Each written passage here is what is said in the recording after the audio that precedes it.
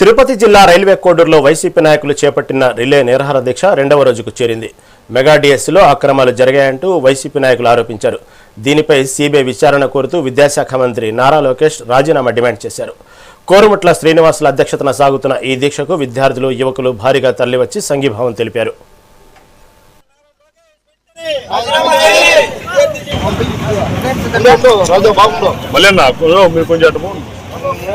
అవకతవకలన్నీ కూడా దానికి ఆయన ప్రధాన కారణం. ఫీజు రియంబర్స్మెంట్ కానీ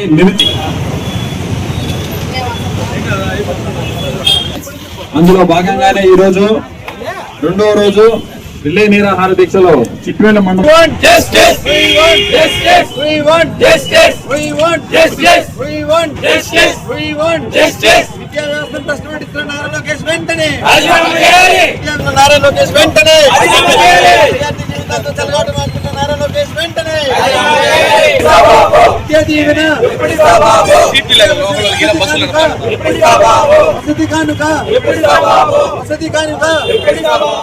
లోగన్ చెప్పినప్పుడు చేతులు ఎత్తాలా, చేతులు ఎత్తకపోతే మనం ఊరిని ఏం చెప్పినట్టు మైక్ లో చెప్తారు.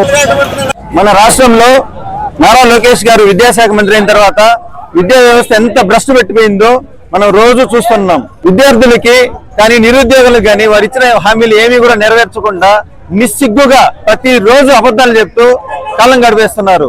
విద్యార్థులకి ఫీజు రియంబర్స్మెంట్ ఇస్తామన్నారు, విద్యా దీవెన ఇస్తామన్నారు, విద్యా కానుక ఇస్తామన్నారు. ఇవేవి కూడా ఇంతవరకు ఇవ్వకుండా అన్ని బకాయిలు పెట్టేసి 2 సంవత్సరాలుగా మేము ఎంత పోరాడుతున్నా కూడా నిమ్మకాయ నీరెత్తినట్టు విద్యార్థుల ఫీజు రియంబర్స్మెంట్ కానీ విద్యార్థుల సమస్యలు కానీ ఏది కూడా వారు నెరవేర్చకుండా దానిపైన ఏ చర్యలు కూడా తీసుకోవడం లేదు. నిరుద్యోగులకైతే ప్రతి నెల 3,000 రూపాయలు వారి అకౌంట్లకి నిరుద్యోగ వృత్తి కింద వారి అకౌంట్లకి డైరెక్టే వేస్తామని నిస్సిగ్గుగా అబద్ధాలు చెప్పారు.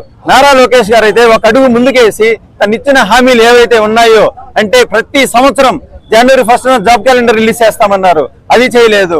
20 లక్షల ఉద్యోగాలు ఇస్తామన్నారు, అవి చేయలేదు. ఇవేమైనా చేయకపోతే మీరు ఎవరైనా కూడా ఎప్పుడైనా కూడా మా కాలర్ పట్టుకోవచ్చని గట్టిగా చెప్పారు.